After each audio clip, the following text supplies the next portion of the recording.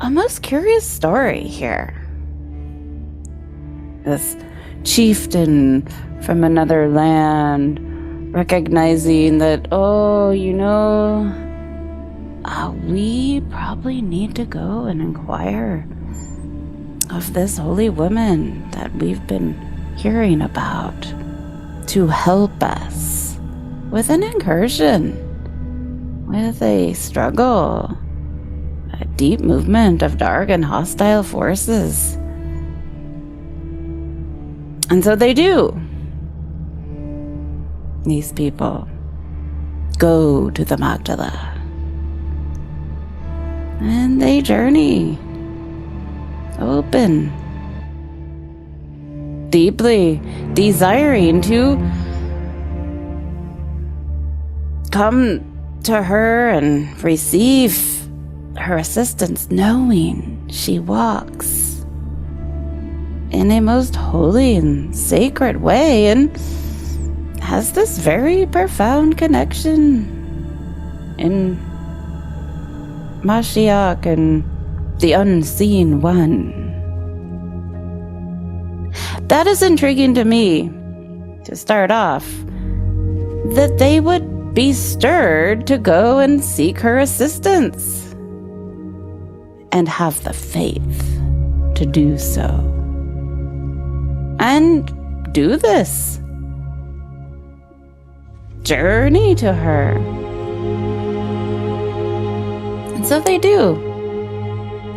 And the story goes, she knows. Oh yes, they are coming. She has that in mind and is taking up invocations, is tending a continuum behind the scene as they arrive.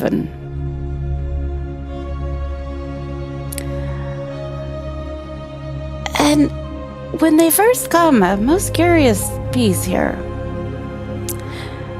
She says, oh yes, I will go with you. No hesitation, really. Oh, but you must stay here with me a while, and we will wait until the Lord sends us. What a teaching there. Waiting upon the Lord. Not rushing into anything. Being and feeling and being guided in that presence. So, this happens, and they're with her for a bit of time. In fact, she receives them into their community. They're taking up worship with them. They're with her in many gatherings and communions in community, and as the story goes, well, here comes this time.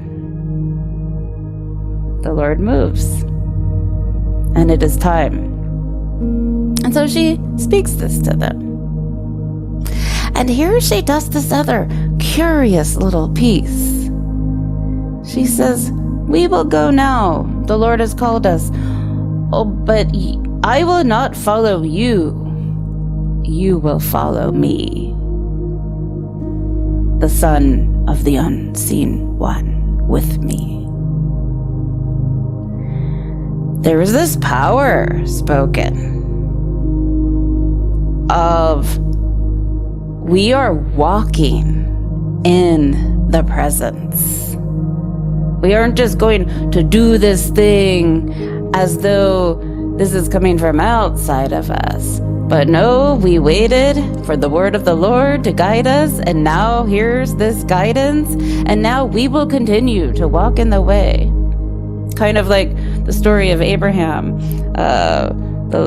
God saying, go before me and be perfect. And so, this call, you will follow.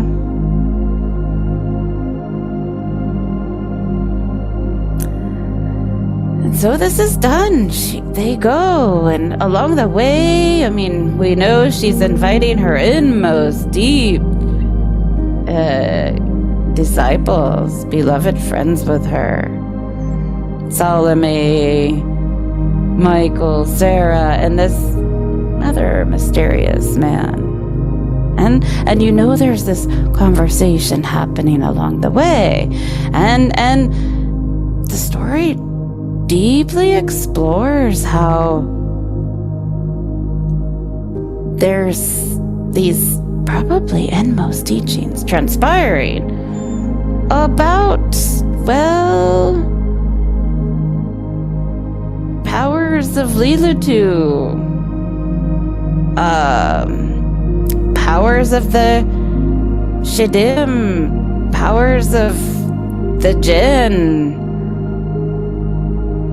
which can be luminous, not so luminous, and actually really dark and hostile. And all the while, there's this swirling of this walk here. And we need to remind her, you know, when we start talking about forces, powers, Jinn, we're actually talking about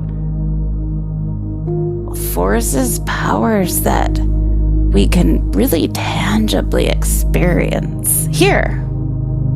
I mean, in this world, quite literally, not so separate. In fact, Jinn and human beings are similar, aside from the fact that it is said, well, in a most curious way, Jinn come from air and fire, while human beings come from earth and water.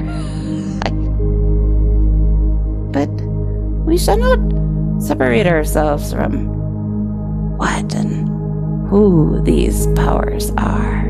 Because I think we're experiencing this a lot more than we might think. And so there's this conversation moving forward and deep transmission as they journey. And we know she begins to cloak their journey in a radiance so that they are not being seen by the evil ones or the sorcerers of this place and land. No, there is a cloaking. And you can imagine some of the conversation they're having is doing the cloaking. Very much so. Teachings and light transmission, shifting environments, shifting space, and here they're arriving in a certain space, while these others in another, and very curious.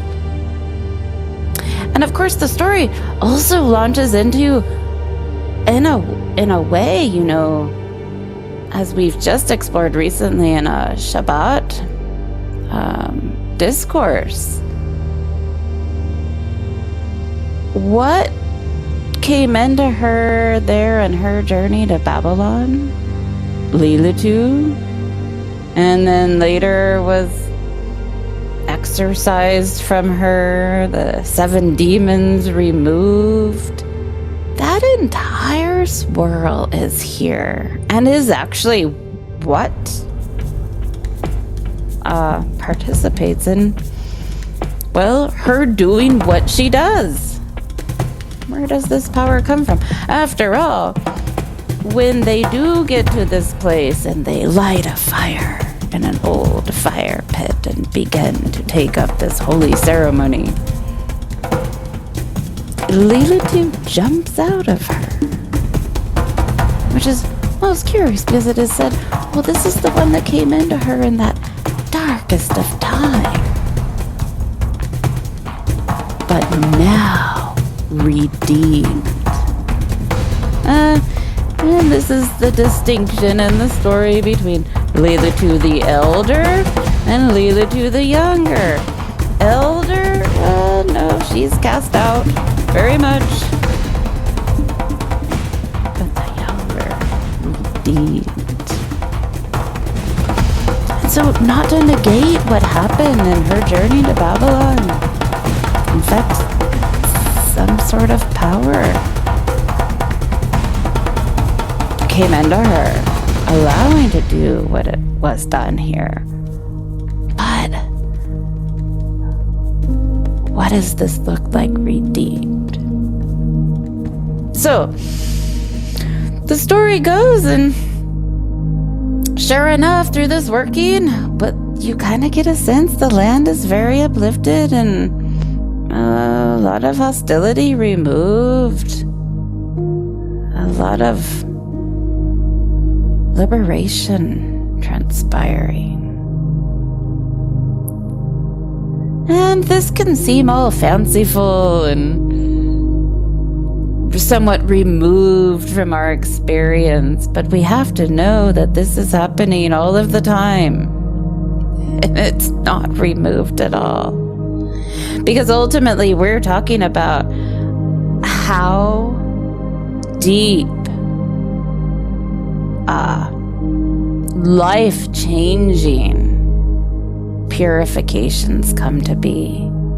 How very strong, hard, concrete barriers get broken open. We're talking about a gospel that dives into the harshest and hardest of places to redeem, to harvest, so to say, the light in them, in skillful means, however that is so. How negativity can get completely transformed. How deep places of anger or jealousy or rage in us can get shifted like that. This is talking about that.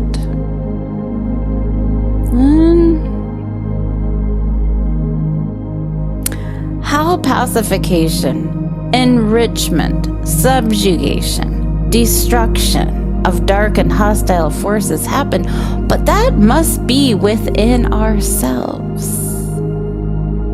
We don't go about all waving a wand and a magic sword and destroying forces outside of us. Oh, no. That's never how it happens. This is an inner working. A complete inner working. And the language of the sharing actually begins to describe that. This coming from inside, not outside. You could wave around whatever you want outside. It will never do anything. Inside is this movement. Hence, this wild and crazy emanation of Lilith who launches from within her and goes back into her after this movement in her wild and crazy dancing in a bliss of destruction, it is said. Oh, okay. Well, it is good for us to open to this. How liberating. How freeing. Truly so. To dissolve these things that capture us and strange bindings and making other than and creating shadows. Ultimately, we're talking about a way to walk in the non-dual